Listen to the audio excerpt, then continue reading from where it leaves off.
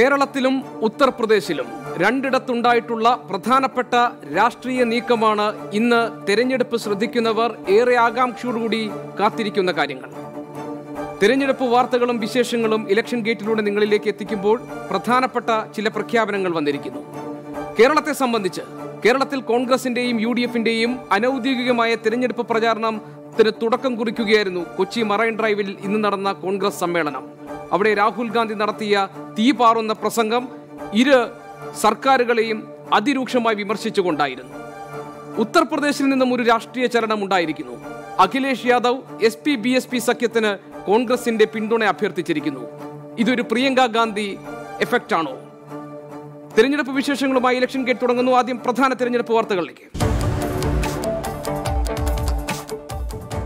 കേന്ദ്ര സംസ്ഥാന സർക്കാരുകളെ കടന്നാക്രമിച്ച് രാഹുൽ ഗാന്ധി കേരളത്തിൽ UDF പ്രചാരണത്തിന് തുടക്കമിട്ടു.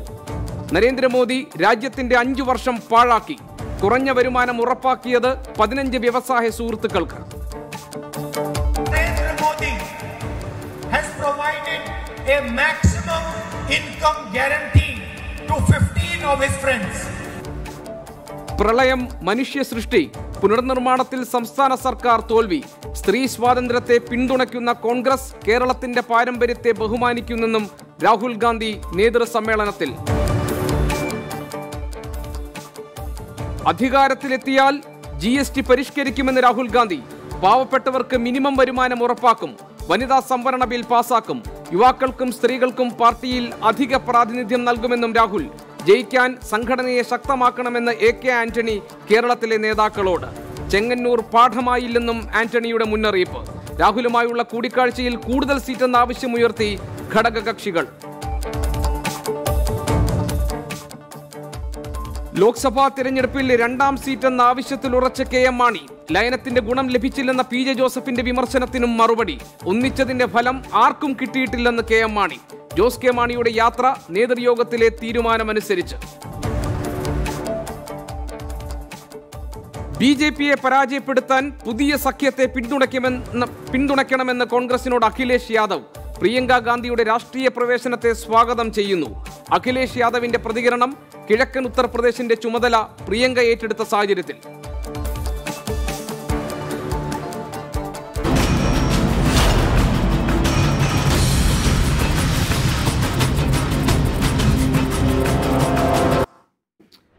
കോൺഗ്രസിന്റെയും UDFന്റെയും കേരളത്തിലെ തെരഞ്ഞെടുപ്പ് പ്രചാരണത്തിന് അനൌദ്യോഗികമായി തുടക്കമാവുകയായിരുന്നു. നേരത്തെ ഞാൻ പറഞ്ഞതുപോലെ തന്നെ കൊച്ചിയിലെ മറൈൻ ഡ്രൈവിൽ നടന്ന കോൺഗ്രസ് സമ്മേളനം. രാഹുൽ ഗാന്ധിയുടെ സാന്നിധ്യം ആരാധകരെയും പ്രവർത്തകരെയും സാധാരണ ജനങ്ങളെയും ആവേശഭരിതരാക്കി മാറ്റിയിട്ടുണ്ട്. എന്താണ് രാഹുലിന്റെ പ്രസംഗത്തിലെ പ്രധാനപ്പെട്ട ഭാഗങ്ങൾ? പ്രധാനമന്ത്രി നരേന്ദ്രമോദിക്കെതിരെയും പിണറായി വിജയൻ സർക്കാരിനെതിരെയും ആഞ്ഞടിച്ചുകൊണ്ടാണ് കോൺഗ്രസ് അധ്യക്ഷൻ രാഹുൽ ഗാന്ധി ഇന്ന് സംസാരിച്ചത്. പ്രധാനമന്ത്രി അഴിമതിക്കാരനാണെന്ന് പറഞ്ഞ രാഹുൽ മോദി ഭരണത്തിലൂടെ രാജ്യത്തിന്റെ 5 വർഷം പാഴായിപ്പോയി എന്ന് പറഞ്ഞു. 15 ബിസിനസ്സുകാർക്ക് മാത്രമാണ് നരേന്ദ്രമോദി ഭരണം കൊണ്ട് നേട്ടമുണ്ടായത് എന്നാണ് രാഹുൽ ഗാന്ധിയുടെ കുറ്റപ്പെടുത്തൽ. To ask you, why was a plane that cost 526 crore rupees for one plane, why was it bought for 1600 crores a plane? Youngsters of this country, youngsters of Kerala, there is only one answer, and the answer is that the Prime Minister of India is corrupt. For the last 5 years, Mr. Narendra Modi has provided a maximum income guarantee to 15 of his friends. So now the Congress party has decided, if Mr. Narendra Modi can give a maximum income guarantee to 15 people, we are going to give a minimum income guarantee to every single Indian citizen. വിവരങ്ങളുമായി Sajo ദേവസിയുണ്ട് election ഗേറ്റിൽ. സജോ 2014 നമ്മൾ കണ്ട രാഹുൽ ഗാന്ധിയല്ല ഇപ്പോൾ രാഹുൽ ഗാന്ധി എന്ന നേതാവ്. രാഹുൽ അതിശക്തമായ ഭാഷയിലാണ് ഇന്ന് പ്രവർത്തകരെ അഭിസംബോധന ചെയ്ത് സംസാരിച്ചത്. അതിലേറ്റവും പ്രധാനമായിരുന്നു രാഹുൽ ഗാന്ധി മോദി സർക്കാരിനെതിരെ നടത്തിയിട്ടുള്ള വിമർശനങ്ങൾ. അതിലേറെ പ്രധാനമായിരുന്നു രാഹുൽ ഗാന്ധി 2019 കോൺഗ്രസ് അധികാരത്തിൽ വന്നാൽ നടത്താൻ പോകുന്ന പരിഷ്കാരങ്ങൾ. അതിനോടൊപ്പം തന്നെ പ്രധാനമായിരുന്നു ഒരേ സമയം തന്നെ കേന്ദ്ര സർക്കാരിനെയും സംസ്ഥാന സർക്കാരിനെയും കുറുക്കിക്കൊള്ളും വിധം ആക്രമിക്കാൻ രാഹുൽ കാണിച്ച പാടവം എന്തൊക്കെയായിരുന്നു സജോ രാഹുൽ ഗാന്ധിയുടെ പ്രസംഗത്തിലെ ഉള്ളടക്കം? ഏത് നിലയ്ക്കുള്ള ഒരു രാഷ്ട്രീയ കടന്നാക്രമണമാണ് ഇന്ന് മറൈൻ ഡ്രൈവിൽ നടന്ന മഹാസമ്മേളനത്തെ അഭിസംബോധന ചെയ്ത് രാഹുൽ നടത്തിയ പ്രസംഗത്തിൽ കണ്ടത്? ഗോപികൃഷ്ണൻ, കോൺഗ്രസ് പ്രവർത്തകരെ ആകെ ആവേശഭരിതരാക്കുന്ന പ്രസംഗം തന്നെയായിരുന്നു രാഹുൽ ഗാന്ധിയുടെ കൊച്ചി മറൈൻ ഡ്രൈവിലെ നേതൃസംഗമത്തിൽ നടത്തിയ പ്രസംഗം എന്നുള്ളത് അംഗീകരിക്കാതെ തരമില്ല. അദ്ദേഹം പ്രധാനമന്ത്രിയെയും കേന്ദ്ര സർക്കാരിനെയും BJP-യെയും കടന്നാക്രമിക്കുവാനാണ് പ്രസംഗത്തിലെ ഭൂരിഭാഗം സമയവും ഉപയോഗിച്ചത്. അതിൽ തന്നെ പ്രധാനമന്ത്രി അഴിമതിക്കാരനാണ് എന്ന് പറഞ്ഞുകൊണ്ട് തുടങ്ങിയ രാഹുൽ ഗാന്ധി അതിനുള്ള കാരണങ്ങൾ അക്കമിട്ട് നിരത്തുകയും ചെയ്തു. അതോടൊപ്പം രാഹുൽ ഗാന്ധി പറഞ്ഞ പ്രധാനപ്പെട്ട കാര്യം രാജ്യത്തെ 15 സമ്പന്ന സുഹൃത്തുക്കൾക്ക്, നരേന്ദ്രമോദിയുടെ 15 സമ്പന്ന സുഹൃത്തുക്കൾക്ക് മാത്രമാണ് NDA സർക്കാരിൻ്റെ ഈ ഭരണകാലയളവിൽ ആകെ നേട്ടമുണ്ടായത്. അവർക്ക് സാമ്പത്തിക സംരക്ഷണം ഉറപ്പാക്കുക എന്നതാണ് ഈ കാലയളവിലുടനീളം നരേന്ദ്രമോദി സർക്കാർ ചെയ്തു പോന്നിരുന്നത്. രാജ്യത്തെ എല്ലാ ഭരണഘടനാ സ്ഥാപനങ്ങളെയും ദുർബലപ്പെടുത്തുകയാണ് ചെയ്തത്. ഈ നിരന്തരമായി നടത്തിയ അഴിമതികൾ മറച്ചുവെക്കാൻ, അതിൽ നിന്ന് സ്വയം രക്ഷിക്കാൻ വേണ്ടിയാണ് നരേന്ദ്രമോദി CBI ഡയറക്ടറെ അർദ്ധരാത്രി നീക്കത്തിലൂടെ പുറത്താക്കിയത്. അതോടൊപ്പം തന്നെ സുപ്രീം കോടതിയിൽ നിന്ന് ജഡ്ജിമാർ പുറത്തു വന്ന് കോടതിയുടെ പ്രവർത്തനം സംബന്ധിച്ചുള്ള വിമർശനം പരസ്യമായി ഉന്നയിച്ചതിന് പിന്നിലും RBI സംബന്ധിച്ചുള്ള വിമർശനങ്ങളിൽ അടക്കം രാജ്യത്തെ ഭരണഘടനാ സ്ഥാപനങ്ങളെ ആകെ ദുർബലപ്പെടുത്തുന്ന സമീപനമാണ് ഈ സർക്കാർ സ്വീകരിച്ചു പോരുന്നത് എന്ന് അദ്ദേഹം പറയുകയുണ്ടായി. അതോടൊപ്പം തന്നെ അദ്ദേഹം പറഞ്ഞത് രാജ്യത്തെ കർഷകർ അവർ വലിയ തോതിലുള്ള ആത്മഹത്യ പെരുകുന്നുണ്ട്. കർഷക ദ്രോഹ നിലപാടുകളാണ് ഈ കാലയളവിൽ ഉടനീളം സ്വീകരിച്ചത്. കർഷകർക്ക് വേണ്ടി 1 രൂപ പോലും ചിലവഴിക്കാത്ത നരേന്ദ്രമോദി സമ്പന്ന ന്യൂനപക്ഷത്തിനു വേണ്ടിയാണ് ഈ കാലയളവിൽ ഉടനീളം പ്രവർത്തിച്ചത് എന്നതുകൂടി അദ്ദേഹം പറയുന്നു. അതോടൊപ്പം തന്നെ നോട്ട് നിരോധനത്തിൽ രാജ്യത്തിന്റെ ഗ്രാമീണ സമ്പദ് വ്യവസ്ഥയെ കേന്ദ്ര സർക്കാരും സംസ്ഥാന സർക്കാരും അത് രാജ്യത്തിന്റെ കാര്യത്തിലായാലും കേരളത്തിന്റെ കാര്യത്തിലായാലും വിഭജിക്കാനുള്ള ശ്രമങ്ങളാണ് നടക്കുന്നതെന്ന്, അത് ഈ തെരഞ്ഞെടുപ്പ് കാലത്ത് ഒരു പ്രചാരണ സ്വഭാവമുള്ള രാഹുലിന്റെ പരാമർശങ്ങളായിരുന്നു. അതോടൊപ്പം തന്നെ 2019 കാര്യങ്ങളെല്ലാം മാറ്റം വരാൻ പോവുകയാണ്. 2019 കോൺഗ്രസ് അധികാരത്തിൽ വരുമ്പോൾ നൽകാൻ കഴിയുന്ന അല്ലെങ്കിൽ വരുത്താൻ പോകുന്ന മാറ്റങ്ങളെക്കുറിച്ചും രാഹുൽ ഇന്ന് പ്രസംഗത്തിൽ വാചാലനായല്ലോ. എന്തൊക്കെ കാര്യങ്ങളാണ് അദ്ദേഹം പറഞ്ഞത്? ഗോപികൃഷ്ണൻ, കോൺഗ്രസിന്റെ ഒരു തിരഞ്ഞെടുപ്പ് നയപ്രഖ്യാപനമായി തന്നെ കുറേയധികം പ്രഖ്യാപനങ്ങൾ അദ്ദേഹം ഈ പ്രസംഗത്തിന്റെ ഭാഗമായി ഉൾപ്പെടുത്തിയിരുന്നു. അത് അക്കമിട്ട് വിവരിക്കാനും അദ്ദേഹത്തിന് കഴിഞ്ഞു. അതിൽ ഏറ്റവും പ്രധാനപ്പെട്ടത് കർഷകരുടെ താല്പര്യം സംരക്ഷിക്കുക എന്നുള്ളതാണ്. അതിൽ തന്നെ അദ്ദേഹം പറയുന്നത് കാർഷിക കടം എഴുതിത്തള്ളുന്നത് ഉൾപ്പെടെയുള്ള കാര്യങ്ങളിൽ 3 സംസ്ഥാനങ്ങളിൽ അധികാരത്തിൽ വന്ന ഉടനെ തന്നെ, സമീപകാലത്ത് നടന്ന തെരഞ്ഞെടുപ്പിൽ അധികാരത്തിൽ വന്ന ഉടനെ തന്നെ അവിടുത്തെ കാർഷിക കടങ്ങൾ എഴുതിത്തള്ളുന്ന നിലപാട് സ്വീകരിച്ചു. അതുകൊണ്ട് കർഷകർക്ക് അനുകൂലമായ നിലപാടുകൾ സ്വീകരിക്കും. അതോടൊപ്പം തന്നെ അധികാരത്തിൽ വരികയാണെങ്കിൽ നിലവിൽ GST നടപ്പാക്കിയത് ജനദ്രോഹപരമായിട്ടാണ്, അത് പൂർണ്ണമായും പരിഷ്കരിക്കും. ഒപ്പം രാജ്യത്തെ സ്ത്രീ ശാക്തീകരണത്തിൽ കൃത്യമായ നിലപാട് കോൺഗ്രസിനുണ്ട്.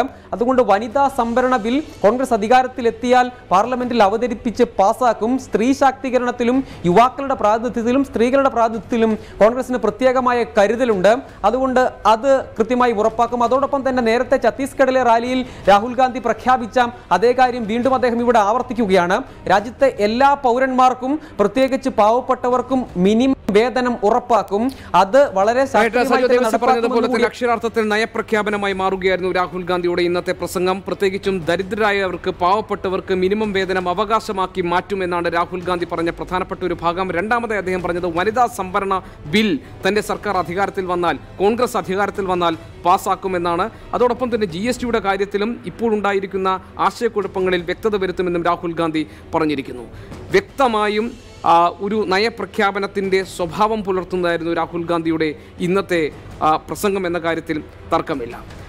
ഇപ്പോഴത്തെ GST ഗബ്ബർ സിംഗ് ടാക്സ് ആണെന്ന് ആവർത്തിച്ച രാഹുൽ ഗാന്ധി പുതിയ മാറ്റം അപ്രായോഗികമാണെന്ന് കുറ്റപ്പെടുത്തുകയും ചെയ്തു. വനിതാ സംവരണം നടപ്പാക്കുമെന്ന് രാഹുൽ അസന്നിഗ്ധമായി ഇന്ന് പ്രഖ്യാപിച്ചു. ആ വാക്കുകൾ കേൾക്കാമേ. What sort of GST is this that kills the MSME sector, traders and exporters? What sort of GST is this that nobody understands it and it is practically impossible to comply with?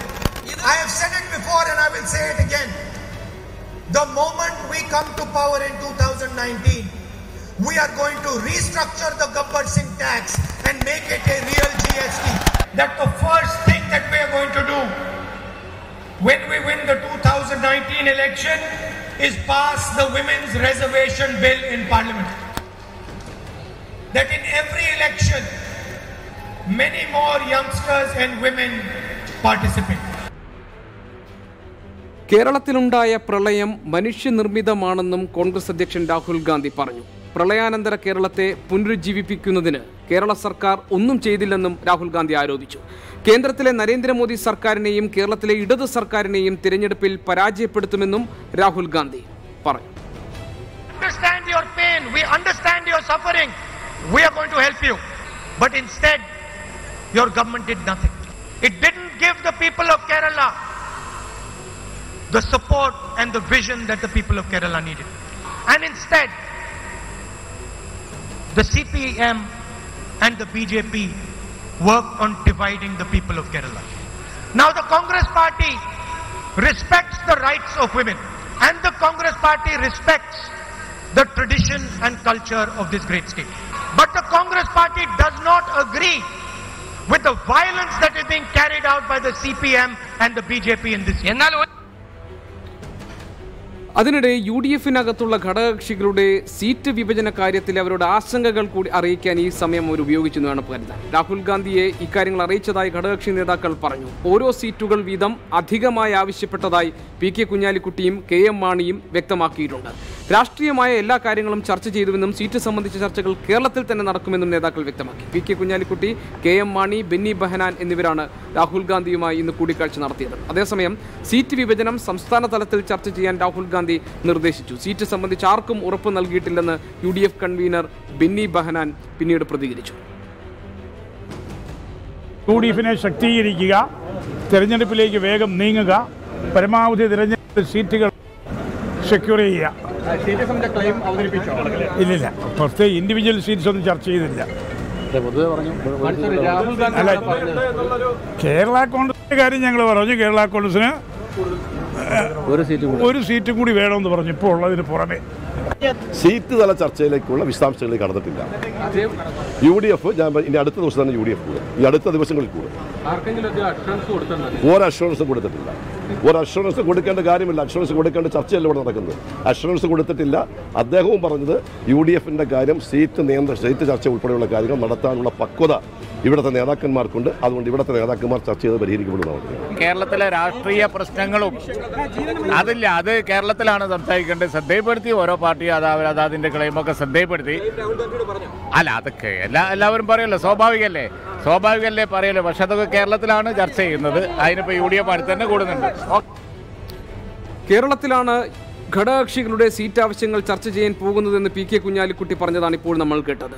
Vijesh Uddhav ഞങ്ങളുടെ പ്രതിനിധിയുണ്ട്. ഏത് നിലയ്ക്കാണ് ഘടകകക്ഷികൾ അവരുടെ ആവശ്യം രാഹുൽ ഗാന്ധിയുടെ ശ്രദ്ധയിൽപ്പെടുത്തിയത്, ഏത് നിലയ്ക്കുള്ള പ്രതികരണമാണ് അവർക്ക് ലഭിച്ചത് എന്ന കാര്യത്തിന്റെ വിശദാംശങ്ങൾ നൽകാൻ വിജേഷ്, ഈ രാഹുലിന്റെ സന്ദർശനം ഘടകകക്ഷികൾ പ്രധാനമായും അവർ കണ്ടത് അവർക്കുള്ള ആശങ്ക, അതായത് മൂന്നാമതൊരു സീറ്റ് കൂടി വേണം എന്ന ലീഗിന്റെ ആവശ്യവും രണ്ടാമതൊരു സീറ്റ് കൂടി വേണമെന്ന കേരള കോൺഗ്രസ് മാണി വിഭാഗത്തിന്റെ ആവശ്യവും രാഹുലിന്റെ ശ്രദ്ധയിൽപ്പെടുത്തുക എന്നതാണ്. രാഹുൽ ഗാന്ധിയുമായി നടത്തിയ കൂടിക്കാഴ്ചയിൽ അവർക്ക് സന്തോഷം നൽകുന്ന അല്ലെങ്കിൽ സമാധാനം നൽകുന്ന എന്തെങ്കിലും ഒരു ഉറപ്പ് രാഹുലിൽ നിന്ന് ലഭിച്ചിട്ടുണ്ടോ? എന്താണ് വിവരങ്ങൾ?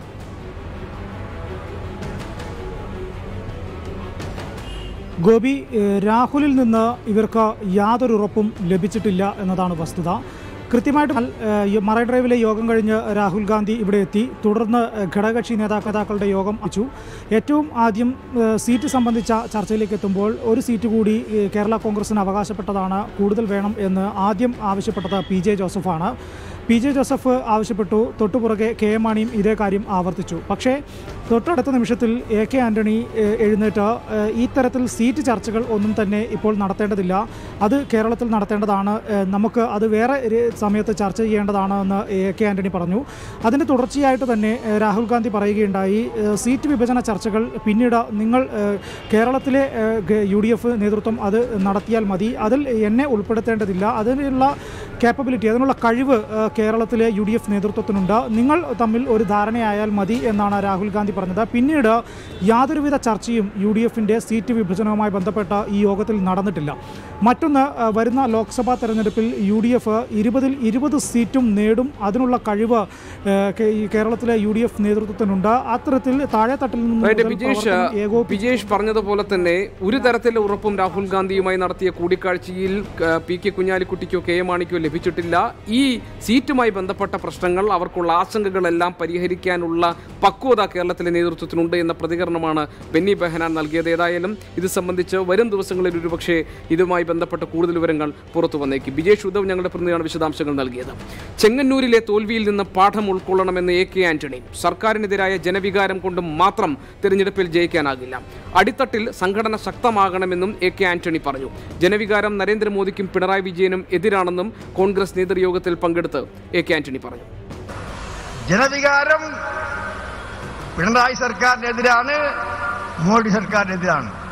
പക്ഷെ ജയിക്കണമെങ്കിൽ ജനവികാരം മാത്രം പോരാ, അടിത്തട്ടിൽ സംഘടന വേണം, അല്ലെങ്കിൽ ജയിക്കില്ല. തിളക്കമാർന്ന വിജയം ഉണ്ടാകണമെങ്കിൽ രാഹുൽ ഗാന്ധിയുടെ കരങ്ങളെ ശക്തിപ്പെടുത്താനുള്ള പരമാവധി MLA-മാർ MP-മാർ കോൺഗ്രസിനും UDFിനും ഉണ്ടാകണമെങ്കിൽ നിങ്ങളൊരു പാഠം പഠിക്കണം. നേതാക്കൾ ഉൾപ്പെടെ, ഞാൻ ഉൾപ്പെടെ നിങ്ങൾ ഓരോരുത്തരും ഒരു പാഠം പഠിക്കണം. ചെങ്ങന്നൂരിലെ തോൽവിയിൽ നിന്ന് പഠിക്കണം. സീറ്റിനെ ചൊല്ലി കേരള കോൺഗ്രസ് മാണി വിഭാഗത്തിൽ ഉടലെടുത്തിരിക്കുന്ന പ്രശ്നങ്ങൾ എന്താണ് പരിശോധിക്കുന്നു ഇന്ന് ഇലക്ഷൻ ലീഡ്സിൽ.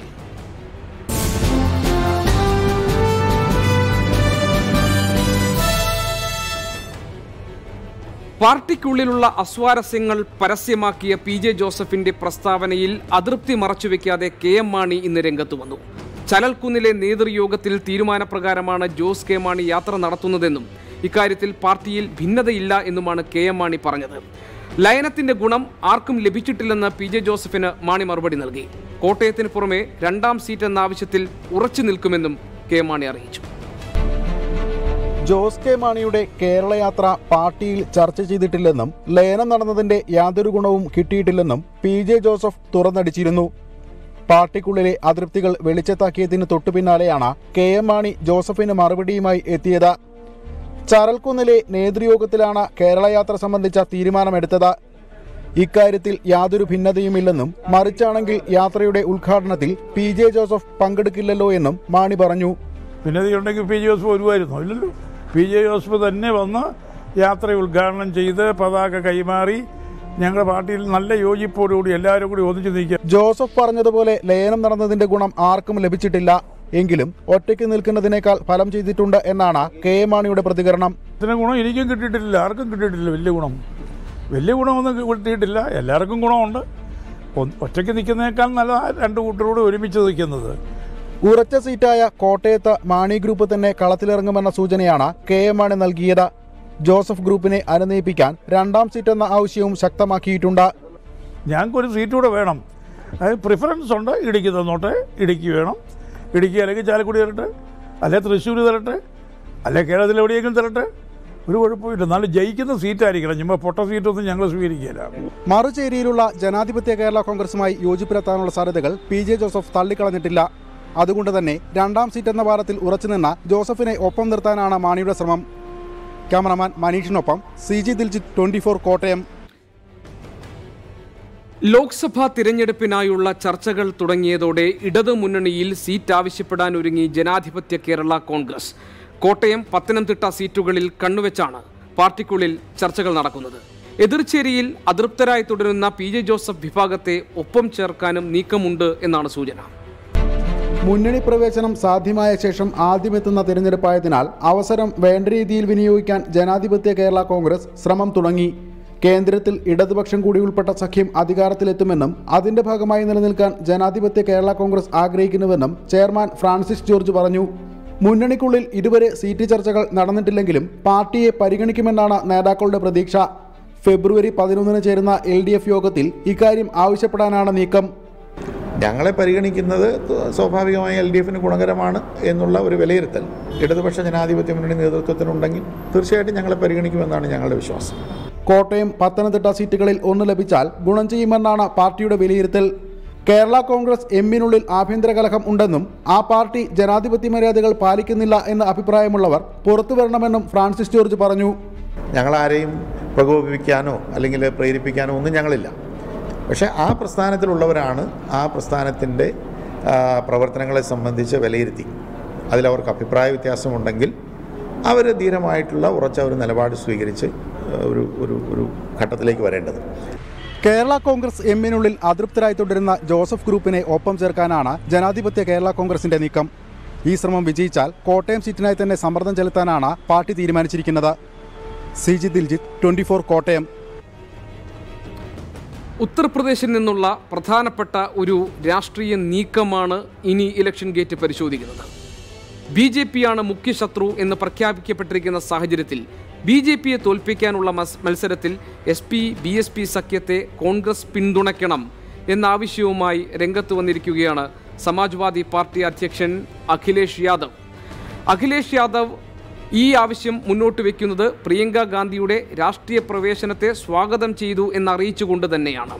കൂടുതൽ യുവാക്കൾ സജീവ രാഷ്ട്രീയത്തിൽ പങ്കാളികളാകണം എന്നും അഖിലേഷ് യാദവ് പറയുന്നു. പ്രിയങ്ക ഗാന്ധി കിഴക്കൻ ഉത്തർപ്രദേശിന്റെ ചുമതല ഏറ്റെടുത്തതിന് ശേഷം കോൺഗ്രസുമായുള്ള രാഷ്ട്രീയ ധാരണ തുറന്നിടുന്നതാണ് അഖിലേഷ് യാദവ് ഇന്ന് നടത്തിയിരിക്കുന്ന പ്രസ്താവന. കോൺഗ്രസിന്റെ ലക്ഷ്യം BJP-യെ പരാജയപ്പെടുത്തുകയാണെങ്കിൽ SP-BSP സഖ്യത്തെ പിന്തുണയ്ക്കാൻ കോൺഗ്രസ് തയ്യാറാകണമെന്നാവശ്യപ്പെട്ടാണ് സമാജ്വാദി പാർട്ടി അധ്യക്ഷൻ അഖിലേഷ് യാദവ് രംഗത്തെത്തിയിരിക്കുന്നത്. കോൺഗ്രസിനായി 2 മണ്ഡലങ്ങൾ സഖ്യം നീക്കിവെച്ചിട്ടുണ്ട്. പ്രിയങ്ക ഗാന്ധിയുടെ രാഷ്ട്രീയ പ്രവേശനത്തെ സ്വാഗതം ചെയ്യുന്നുവെന്നും അഖിലേഷ് യാദവ് കൂട്ടിച്ചേർത്തു. ഉത്തർപ്രദേശിൽ അഖിലേഷ് യാദവ് നയിക്കുന്ന സമാജ്വാദി പാർട്ടിയും മായാവതി നയിക്കുന്ന ബഹുജൻ സമാജ്വാദി പാർട്ടിയും തമ്മിലുണ്ടായ സഖ്യത്തിൽ കോൺഗ്രസിനെ ഉൾപ്പെടുത്തിയിരുന്നില്ല.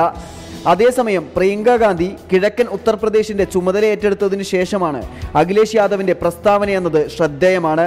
എന്നാൽ കോൺഗ്രസും BJP-യും ഒരേ നാണയത്തിന്റെ 2 വശങ്ങളാണെന്നും കോൺഗ്രസ് അധ്യക്ഷൻ രാഹുൽ ഗാന്ധി പറഞ്ഞ ദരിദ്രർക്ക് മിനിമം വരുമാനം എന്ന പ്രഖ്യാപനം കപട വാഗ്ദാനമാണെന്നുമായിരുന്നു BSP അധ്യക്ഷ മായാവതിയുടെ പ്രതികരണം.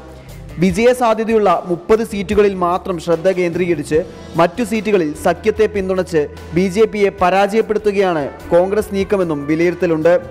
SP-BSP സഖ്യം മത്സരിക്കുന്ന 76 സീറ്റുകളിൽ 30 സീറ്റുകൾ ഒഴിവാക്കിയാണ് നിലവിൽ സഖ്യം സ്ഥാനാർത്ഥികളെ നിശ്ചയിച്ചിരിക്കുന്നത്.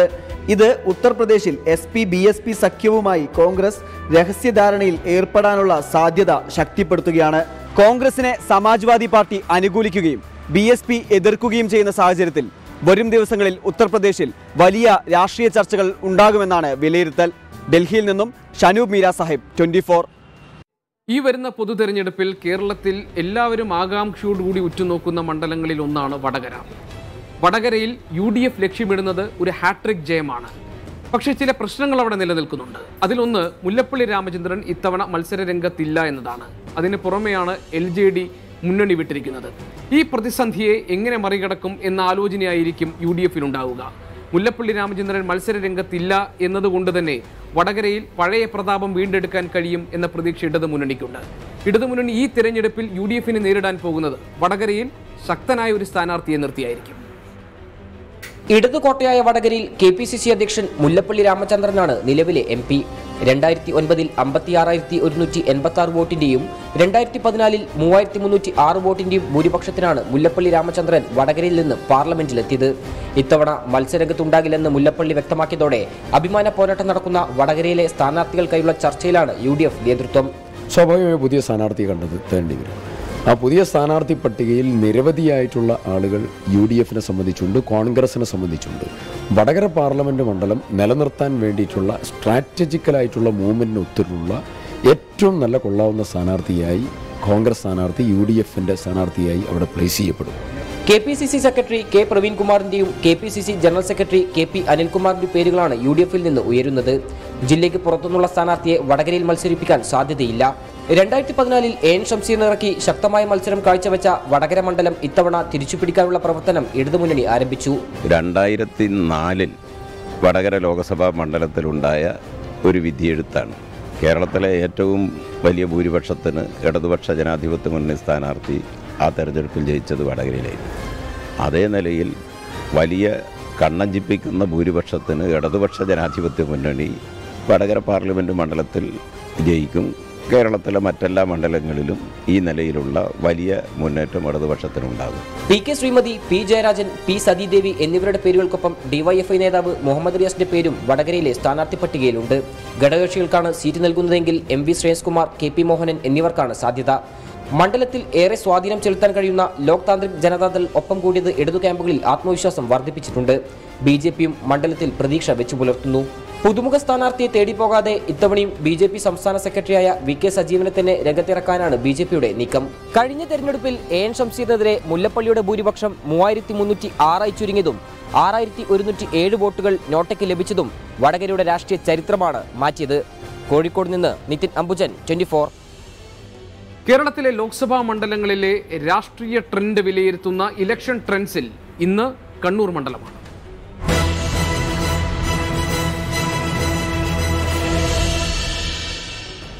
കഴിഞ്ഞ തവണ ശക്തമായ പോരാട്ടം നടന്ന കണ്ണൂർ മണ്ഡലത്തിൽ ഇത്തവണയും മത്സരം പ്രവചനാതീതമായി മാറും എന്നുറപ്പാണ്.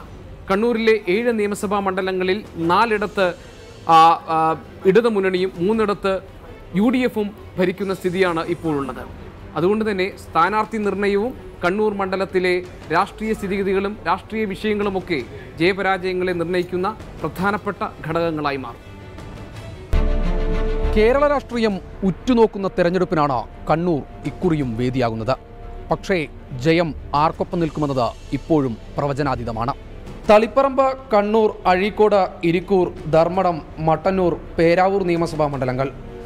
ഇതിൽ തളിപ്പറമ്പും കണ്ണൂരും ധർമ്മടവും മട്ടന്നൂരും ഇടതുപക്ഷ MLAമാരാണ് പ്രതിനിധീകരിക്കുന്നത്. ഇരിക്കൂരും പേരാവൂരും അഴീക്കോടും UDFിന്റെ അക്കൗണ്ടിലും. കഴിഞ്ഞ തവണ ശക്തമായ മത്സരം നടന്നപ്പോൾ 6556 വോട്ടിന്റെ ഭൂരിപക്ഷത്തിലാണ് PK ശ്രീമതി കോൺഗ്രസിലെ ശക്തനായ K സുധാകരനെ മറികടന്നത്. ഇത്തവണ പക്ഷേ മണ്ഡലത്തിന്റെ മനസ്സ് പിടിതരുന്നേയില്ല. ഇരു മുന്നണികളും സ്ഥാനാർത്ഥി നിർണയ ചർച്ചകൾ അനൗദ്യോഗികമായി തുടങ്ങിയിട്ടുണ്ട്. ഒരു തവണ മാത്രം പൂർത്തിയാക്കിയ PK ശ്രീമതിക്ക് 2ാം ഊഴം CPM നൽകുമെന്നാണ് പ്രതീക്ഷിക്കപ്പെടുന്നത്. എന്നാൽ നിലവിലെ ജില്ലാ secretary P Jayarajan, Kalliasseri MLA TV Rajesh എന്നീ പേരുകളും CPM കേന്ദ്രങ്ങളിൽ നിന്ന് ഉയർന്നു കേൾക്കുന്നുണ്ട്. പക്ഷേ അന്തിമ തീരുമാനം സംസ്ഥാന നേതൃത്വത്തിൻ്റെതായിരിക്കുമെന്നാണ് നേതാക്കൾ പറയുന്നത്. മറുഭാഗത്ത് UDFിലും സ്ഥാനാർത്ഥിയുടെ കാര്യത്തിൽ അവ്യക്തതയുണ്ട്. K സുധാകരന്റെ പേരിനു തന്നെയാണ് UDF ക്യാമ്പിൽ മുൻഗണന നൽകുന്നത്. പക്ഷേ മത്സരിക്കാനില്ലെന്ന നിലപാടിൽ സുധാകരൻ ഉറച്ചു നിൽക്കുന്നു എന്നാണ് വിവരം. സുധാകരൻ നിലപാടിൽ ഉറച്ചു നിൽക്കുകയാണെങ്കിൽ പരിഗണിക്കേണ്ട മറ്റു പേരുകളും UDFിൽ സജീവമാണ്.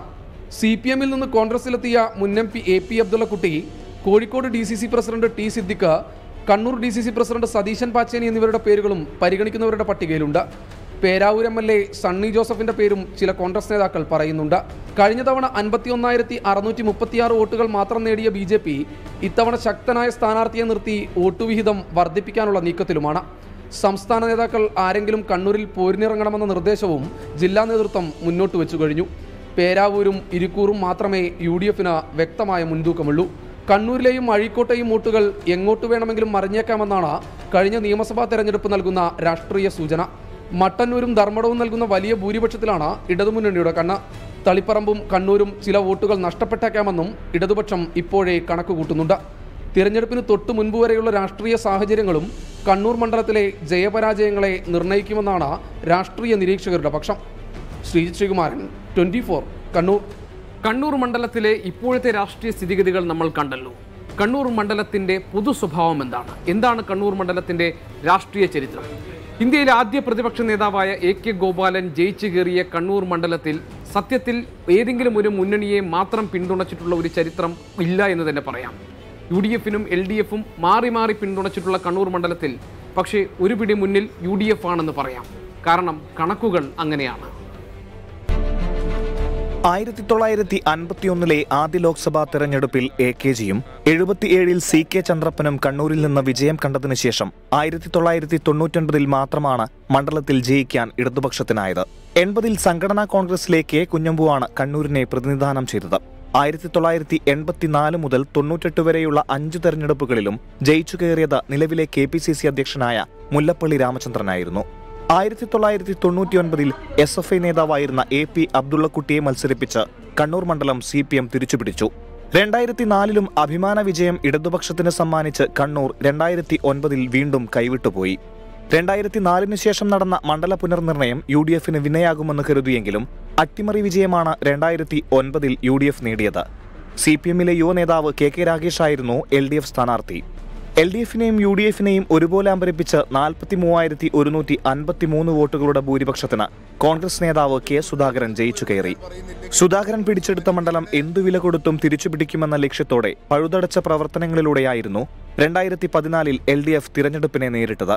ശക്തമായ പോരാട്ടത്തിനൊടുവിൽ CPIM നേതാവ് PK ശ്രീമതി K. സുധാകരനെ 6,566 വോട്ടിന് പരാജയപ്പെടുത്തി. Election desk 24. ഇനി ഇലക്ഷൻ ടോക്ക്.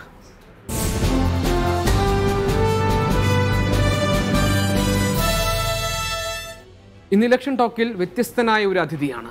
രാഷ്ട്രപിതാവ് മഹാത്മാഗാന്ധിയുടെ സെക്രട്ടറി ആയിരുന്ന V. കല്യാണം. അദ്ദേഹം പറയുന്നു ഈ തിരഞ്ഞെടുപ്പിൽ ആർക്കും വോട്ട് ചെയ്യാൻ അദ്ദേഹമില്ല എന്ന്. ഭരണകൂടത്തിലും അതിൻ്റെ നടപടികളിലും അവർക്ക് ജനതയോടുള്ള കമ്മിറ്റ്മെൻറ്റിലുമെല്ലാമുള്ള വിശ്വാസം V. കല്യാണത്തിന് നഷ്ടപ്പെട്ടിരിക്കുന്നുവെന്ന്. എന്താണ് 96 വയസ്സിലെത്തി നിൽക്കുന്ന ഗാന്ധിയുടെ പ്രൈവറ്റ് സെക്രട്ടറി ആയിരുന്ന V. കല്യാണത്തിന് പറയാനുള്ളത്? നമുക്ക് കേൾക്കാം. There is no point in voting for anybody. There is confusion that nobody is going to rule properly. So there are two people who wanted dictatorship in the country. You will abstain from voting. I may abstain from voting. There is no point. Even today, the educated people, most of them, are not voting. The trouble is, this people who are poor people, they receive money, they are voting. സമ്മതിദാനാവകാശം എന്നത് ഈ രാജ്യത്തോടുള്ള നമ്മൾ കാണിക്കുന്ന പ്രതിബദ്ധതയാണ്. അതിൽ നിന്ന് നമുക്ക് മാറി നിൽക്കാൻ കഴിയില്ല എന്ന് ഓർമ്മപ്പെടുത്തിക്കൊണ്ടതാണ് ഇലക്ഷൻ ഗേറ്റ് ഞാൻ അവസാനിപ്പിക്കുന്നത്.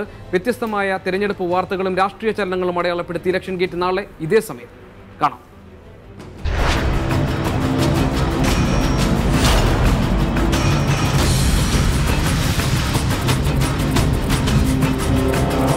ഇന്നത്തെ